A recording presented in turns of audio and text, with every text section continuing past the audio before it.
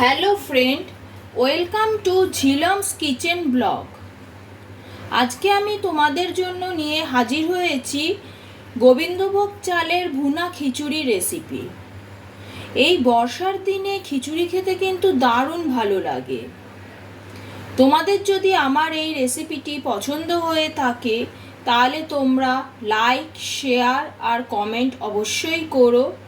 আর আমার চ্যানেলের নিত্য নতুন রেসিপির আপডেট পেতে গেলে আমার চ্যানেলটিকে সাবস্ক্রাইব করো। প্রথমেই আমি দেখিয়ে নিচ্ছি গোবিন্দভোগ চালের ভুনা খিচুড়ি করবার জন্য কি কি উপকরণ আমি ব্যবহার করছি। এইখানে আমি নিয়েছি 1.5 কাপ মাপের সোনামুগ ডাল। এছাড়া আমি এখানে নিয়েছি যে কাপে ডালটা মেপেছি সেই কাপের মাপে গোবিন্দভোগ চাল। 1.5 কাপ ডাল, তার সাথে নিয়েছি 3 কাপ গোবিন্দভোগ চাল। এছাড়া খিচুড়ি করবার জন্য আমার লাগবে 2 শুকনো লঙ্কা, তেজপাতা, গোটা জিরে আর গোটা গরম মশলা। তার মধ্যে আছে এলাচ, লবঙ্গ, দারচিনি। এখানে আমি কিছুটা আদা গ্রেট করে নিয়েছি কিছু কাজু কিশমিশ। এছাড়া লাগবে আমার জিরে গুঁড়ো, হলুদ গুঁড়ো, গরম মশলা গুঁড়ো, লাগবে ঘি। এছাড়াও লাগবে স্বাদ অনুসারে নুন আর চিনি। তাহলে চলো এবার ঝটপট রান্নাটা শুরু করা যাক। প্রথমে আমি গ্যাসের ওপর একটা কড়াই বসিয়ে নিয়েছি। শুকনো কড়াইতে দিয়ে দিলাম মুগ ডাল। মুগ ডালটাকে ভালো করে ড্রাই রোস্ট করে নিতে হবে।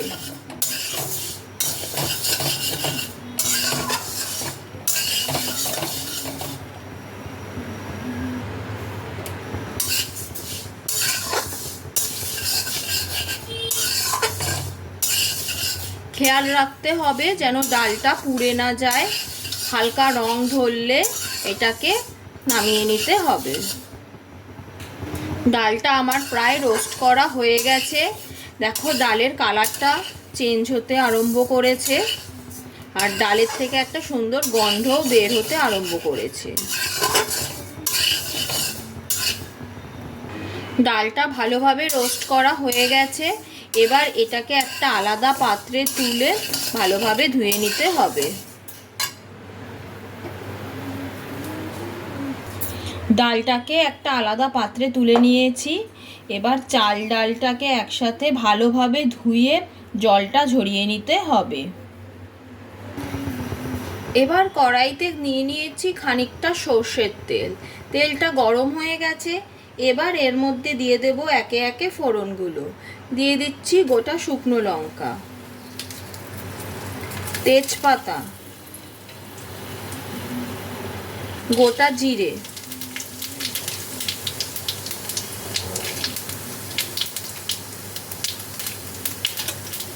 এগুলোকে একটু নাড়াচাড়া করে নিই।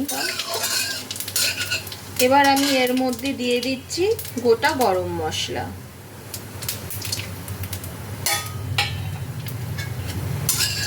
সব কিছুকে তেলের মধ্যে দিয়ে সুন্দর গন্ধ বের হওয়া অবধি একটু নাড়াচাড়া করে নেব। ফোড়ন থেকে একটা সুন্দর গন্ধ বের হতে আরম্ভ করেছে। এবার আমি এর মধ্যে দিয়ে দিচ্ছি আদা কুচি।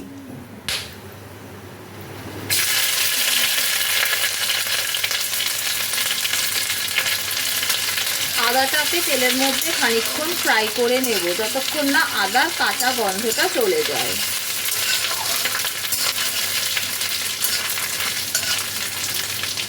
আদার কাঁচা গন্ধটা চলে গেছে। এবার আমি এর মধ্যে দিয়ে দেব 1.5 চামচ হলুদ গুঁড়ো আর দেব 1 চামচ জিরে গুঁড়ো। এগুলোকে তেলের সাথে ভালো করে মিশিয়ে নিলাম। নিয়ে এর মধ্যে সামান্য একটু জল অ্যাড করে মশলাটাকে কষিয়ে নিতে হবে।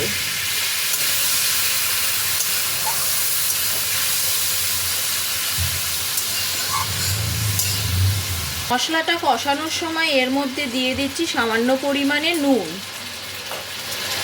নুনটাকেও মশলার সাথে ভালো করে মিশিয়ে নিলাম। মশলাটা ভালো করে কষানো হয়ে গেছে। এবার আমি এর মধ্যে দিয়ে দিচ্ছি ধুয়ে রাখা চাল আর ডাল।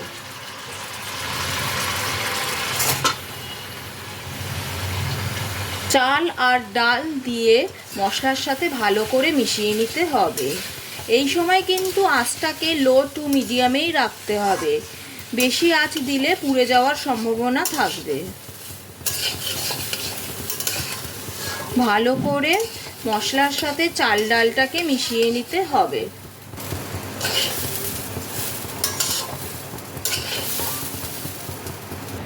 চাল ডালটা খুব ভালোভাবে তেলের মধ্যে সাঁতলানো হয়ে গেছে।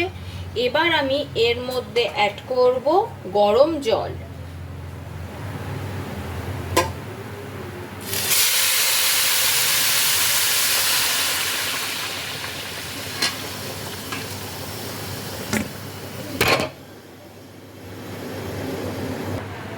খিচুড়ি বানানোর সময় গরম জল অ্যাড করলে খিচুড়ির স্বাদ ভালো হয়। জলের পরিমাণটা কিন্তু তোমরা বুঝে শুনে দেবে।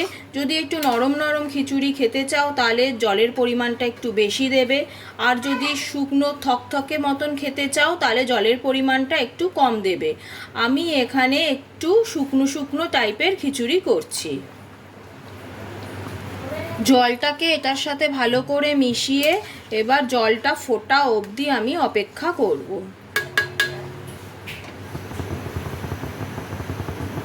জলটা ফুটতে শুরু করেছে। এবার আমি এর মধ্যে অ্যাড করছি কাজু কিশমিশ।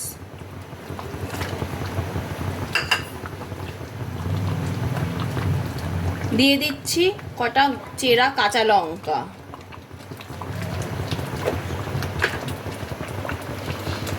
এবার দেব স্বাদ অনুসারে নুন।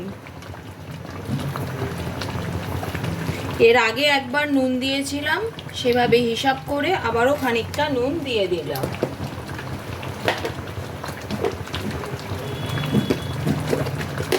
দিয়ে দিচ্ছি চিনি।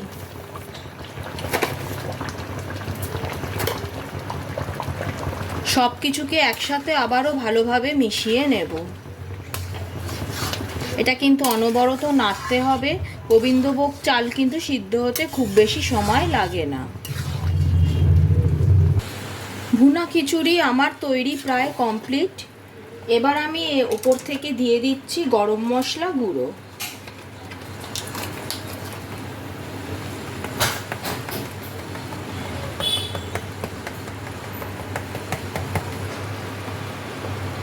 গরম মশলা গুঁড়ো দিয়ে এটাকে খিচুড়ির সাথে ভালো করে মিশিয়ে নিতে হবে। গরম মশলাটা মেশানো হয়ে গেছে।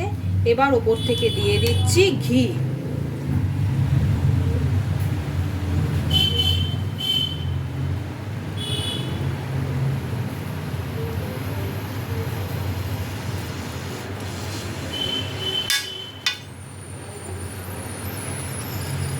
ঘিটাকেও খিচুড়ির সাথে ভালো করে মিশিয়ে নেব।